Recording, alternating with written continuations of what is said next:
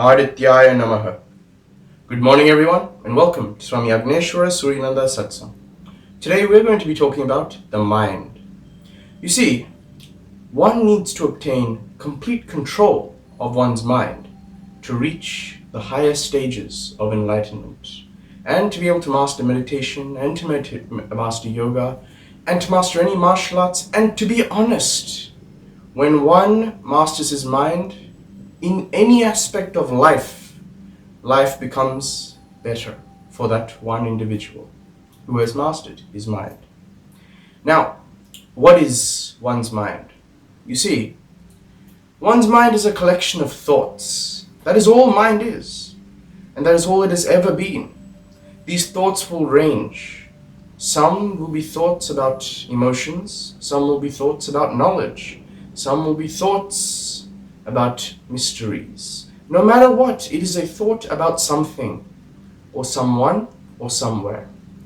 Now you see, many people, when they are in a confused state, or when they are stressed, their mind, the thoughts will just flood, one thought after another. Oh, how do I do this? Oh, where do I go? Oh, what do I do? You see, the thoughts will just flood. And you see, many people in this existence cannot control the thoughts. And you see, the problem is, when one cannot control his own thoughts, it becomes very difficult to do many things in life.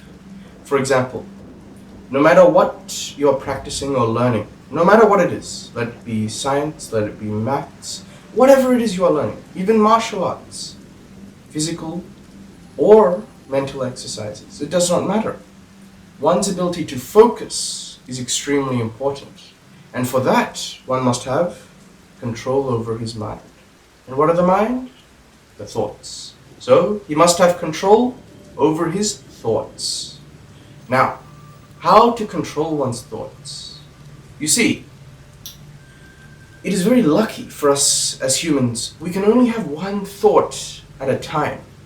If we could have more than one thought, it would be very difficult for ourselves to be able to do anything, to be honest, let alone master the mind.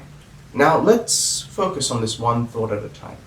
What is the difference between a man who meditates and who is in a clear state of mind and a man who is confused and is always in a problematic state of mind? What is the difference? It is the speed in which he thinks.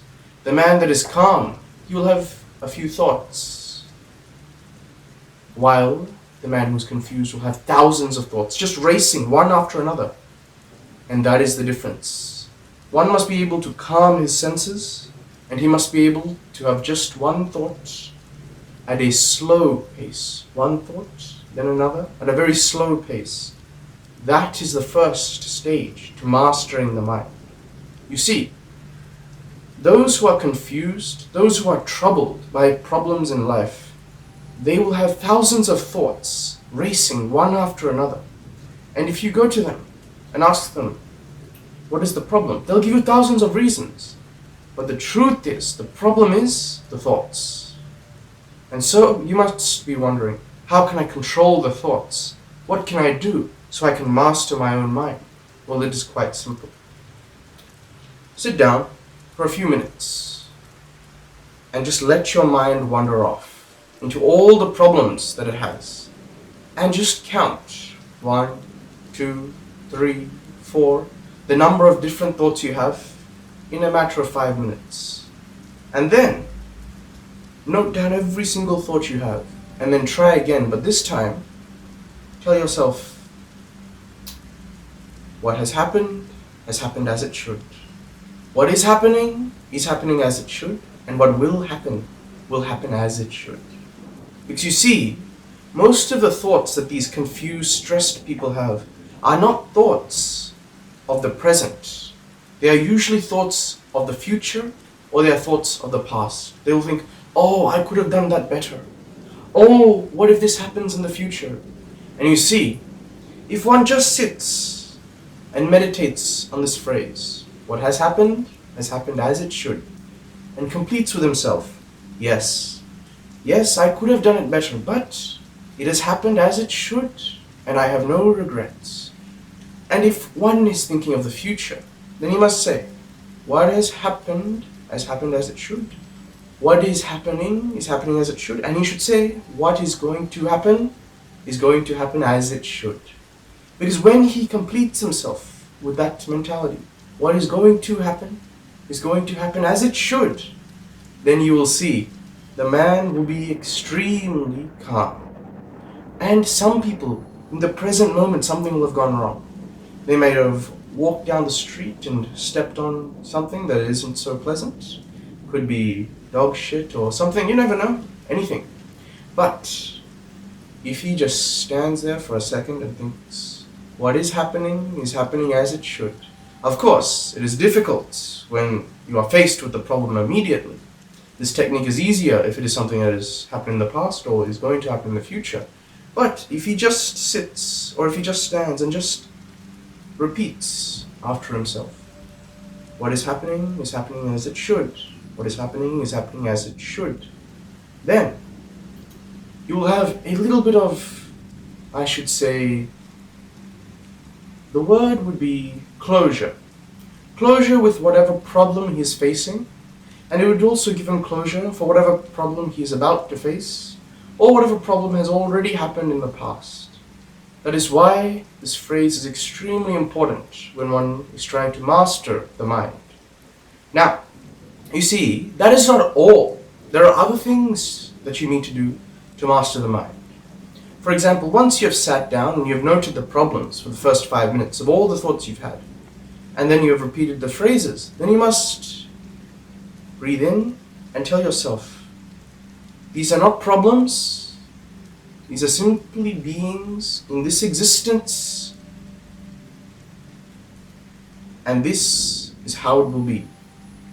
You see, when we are faced with some problem, let it be any problem, or when we are faced with a point in our lives where we have done something incorrectly and we could do it better, and we wish, we could have done it better. These are simply events. You see, the mind is filled with thoughts. And to master the mind, one must always be ready to calm the mind down through meditation or some other practice, and to be able to control the thoughts. When you can control the thoughts, you can control the mind, because the mind is just a collection of thoughts. The difference between a confused man and a relaxed man is the number of thoughts he has at a time. Well, I cannot say at a time, but in a row. If his thoughts are very fast, he's confused. If his thoughts are very slow, he's very relaxed. And as I have said in the past, there are many techniques. And here is another one technique you can use to calm the thoughts of yourself from the past, the present, and the future. You must sit and you must concentrate on one particular thought. Let it be a thought about, maybe you went down to the street and you saw a shopping center and you went and bought chocolate, and you may think, I could have bought the other chocolate bar instead. Then just focus. If that thought is bothering you, of course it is a trivial thought, but there are thoughts similar to this one that do bother people, usually. So, just sit and concentrate on that one thought. I could have bought a chocolate bar, a better one. I could have bought a chocolate bar, a better one. And just keep repeating the problem. And eventually, you'll be able to complete yourself with the problem. Because you will have been able to think of the problem again and again and again without any other thought interfering. Because you see, not only do confused people have various thoughts one after another, but those thoughts don't last long enough for one to complete themselves with the thought. Another thought will come after that one, and they will not complete the last thought, and they will not complete the next thought. And then a new one will come, and then an old one will come back again. And it will continuously act like this. For example, I'll give you 5 thoughts. I could have bought a chocolate bar that was more tastier. I could have bought a better bike. I could have walked down the street with my sandals instead of my brand new shoes. Then the dirt wouldn't have ruined my shoes. I could have drove my old car. That way my new car wouldn't have been scratched today. These are thoughts. These are all problems that one could face. And you see, unless one sits and meditates on one problem at a time, one cannot complete the thought. Because you see, once you complete a thought, then that thought will not bother you ever again. The issue is people do not complete their thoughts. They have the thought, and then another one floods into their mind, and then another one floods into their mind, and it keeps going, and then the old problems will come again, and they will keep flooding. And this constant cycle of thoughts, and eventually you'll lose control, and you can lose your inner peace, which is the same as losing your mind. Well, not the same, but close enough. This is why one must meditate on one's own thoughts again and again until he completes himself and completes with the thought in his inner space. Try to close your eyes and meditate on a group of clouds. Each cloud has a thought. Look into the cloud, grab the thought, and just experience the thought. Oh, I could have bought a better chocolate bar. I could have bought a better chocolate bar. Oh, I could have bought a better chocolate bar. And eventually you'll think, well, I could have, but I didn't. What has happened as it should. And the thought will disappear for good. And as you do this with every problematic thought you have, eventually, just like the grand masters, your entire plane of reality inside your mind will be clear. The thoughts will not flood. You will have thoughts very slowly and very relaxed. The thoughts will be very clear, and the thoughts will be in your control. You will not be in the control of the thoughts. Now, I hope you've understood how one can control his own mind. Thank you for watching. Let us let the light of the sun guide us all. Adityaya Namaha.